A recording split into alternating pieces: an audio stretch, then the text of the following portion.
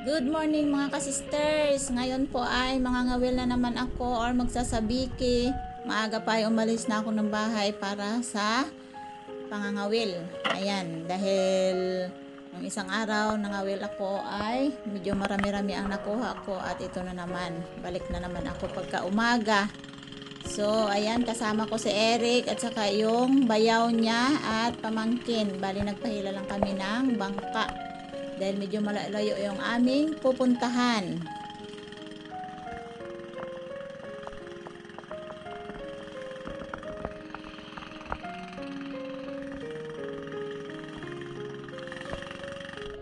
Ayan mga ka-sisters, pagdating kaagad namin sa spot namin pinuntahan ay nagpahuli kaagad ang itong galunggong at hindi ko na i-ready yung camera at napansin ko yung camera ko ay nagkaroon ng depekto, so hindi ko na videohan yung aking pangangawil o pagpahuli ng isda, kaya ito ang inyong nakikita yung nahuli ko lahat. Ayan, ilagay ko muna sa sasako kasi nga ay nagdesisyon si Eric na babalik kami doon sa isang spot na malapit lang din sa amin, kaya ito ipasok ko muna sa sako para hindi ko siya maapakan.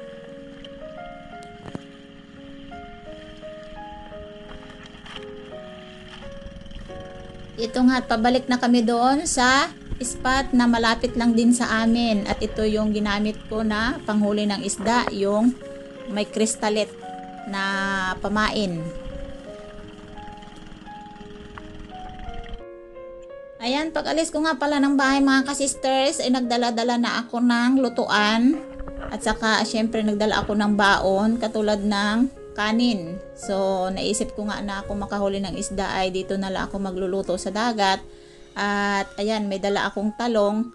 Sabi ko mas maganda na may inihaw na talong kasi pangpadagdag ng gana pa yung may iba pang putahe na ihahain.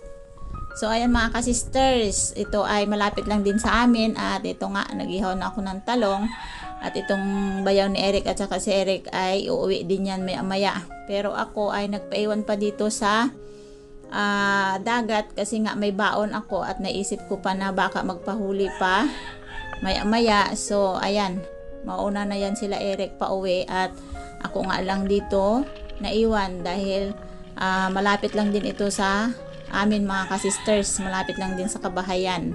So kaya ko na siyang isagwan pauwi. Yan. So ito yung nahuli ko mga ka-sisters, puro galunggong at ihawin ko muna para makakain ako kasi nga medyo tanghali na yan mga ka-sisters at nakaramdam na ako ng gutom. So dahil may baon nga naman akong uling, ayan, kakain lang muna ako dito sa dagat at napakasarap kumain dito sa gitna ng dagat mga ka-sisters kasi nga makikita mo talagang sobrang relaxing yung buhay. Sadyang nagdala talaga ako mga ka-sisters ng baon ko dahil nga si Hana, si Aya ay doon pa sa bakasyunan. Bali sa bahay ni ka-brother Ed sila nagpunta at medyo matagal-tagal pa ang kanilang uwi. So pag uwi ko naman sa bahay, ako lang din iisa at siyempre magluluto lang din ako at naisip ko nga na dito na lang talaga ako sa dagat magdala ng baon para pag uwi ko sa bahay ay konting pahinga na lang at kung gusto ko magtrabaho ng iba ay makapagtrabaho din agad ako. So ayan mga ka-sisters, iniihaw ko na yung galunggong at tapos ko nang ihawin yung talong. So ayan ang mga nasa palibot ko mga ka-sisters, sobrang lapit lang din sa amin. So konting paypay na lang yan mga ka-sisters ay maya ay kakain na rin ako.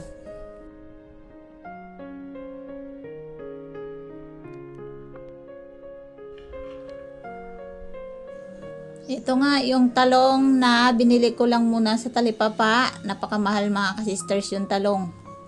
70 ang kilo. So nagbili lang ako ng ilang peraso kasi nga gusto kong kumain ng talong dahil yung dati kong mga tanim na talong ay talagang naubos ng init or namatay sa init dahil sa inabutan nga yung lugar namin ng El Nino. So ito at dahil mas masarap yung inihaw na talong mga ka-sisters kaya bumili ako at ito nga isawsaw ko lang yan sa tuyo na may kasamang kamatis at sibuyas. Napakasarap na yan mga ka-sisters.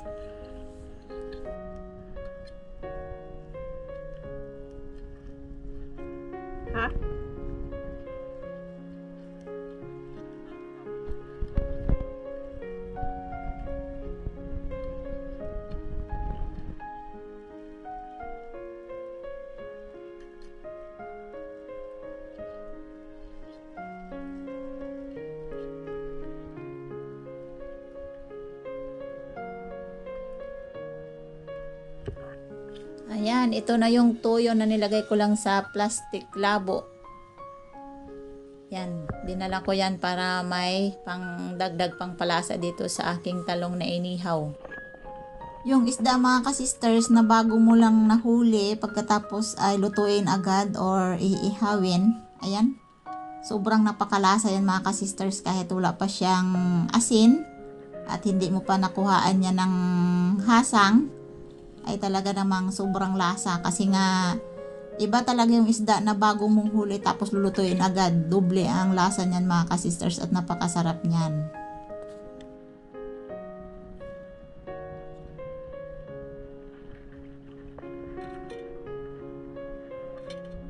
Ayan mga ka-sisters, tapos na yung lahat kong niluluto at ready to kain na ako. At mapansin nyo po ay isang katerbang kanin ang aking dala. Talagang hindi ako magugutom niyan dahil pwede yan hanggang maghapon kong pagkain. So ayan mga ka-sisters, ay kain na tayo at bahaw yan yung aking dala-dala. At dahil nga sa pinaghandaan ko yung pagpunta ko dito sa dagat at talagang time na sobrang init na talaga yung panahon. At hindi ko nakalimutan na magdala talaga ng payong at ayan tinali ko lang sa sagwanan para kahit papaano ay makatabon sa akin dahil talagang sobrang init yan mga ka-sisters. Talagang taktakan ang pawis ko dyan sa sobrang init. So ganun pa man ay hindi ko pinansin dahil talagang gutom na ako sa panahon na yan mga ka-sisters. Dahil alas 9 na ng umaga yan. So ayan, kain tayo.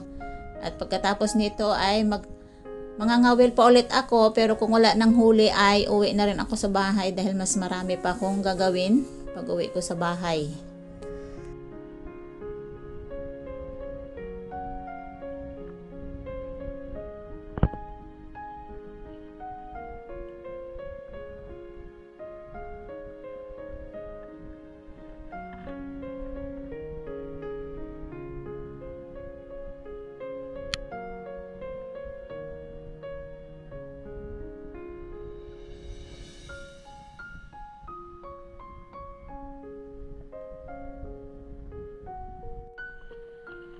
Habang ako kumakain mga ka-sisters, ay may mga kasama din akong nangangawil sa palibot ko lang. So niyaya ko na din silang kumain. Kaya ang sabi nila, uwi na lang daw sila at talagang nakaramdam din sila ng gutom. Dahil habang nag-ihaw ako ng isda mga ka-sisters, inaamoy na nila yung amoy ng isda inihaw. So bigla silang nagutom. Kaya sabi ko, ayan kain na lang tayo kaso hindi magkasya yung pagkain ko na dala, kaya ayan, nagsiuwian na yung mga kasama ko mga ka-sisters.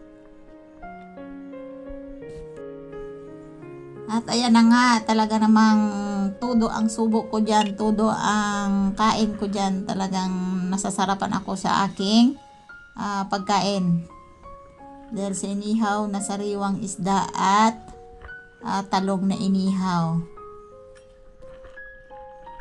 Ayan, kapag nasawa na kayong kumain na palagi lang nasa bahay, ay pumunta lang kayo sa tabing dagat.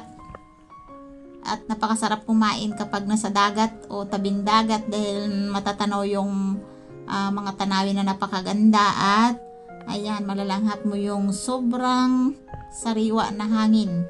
Kaya nakakaramdam ka ng masaya ang iyong pakiramdam dahil nga sa relax lang ang iyong pakiramdam kapag dito ka sa gitna ng dagat. So ayan mga ka-sisters, thank you so much and God bless. Bye bye.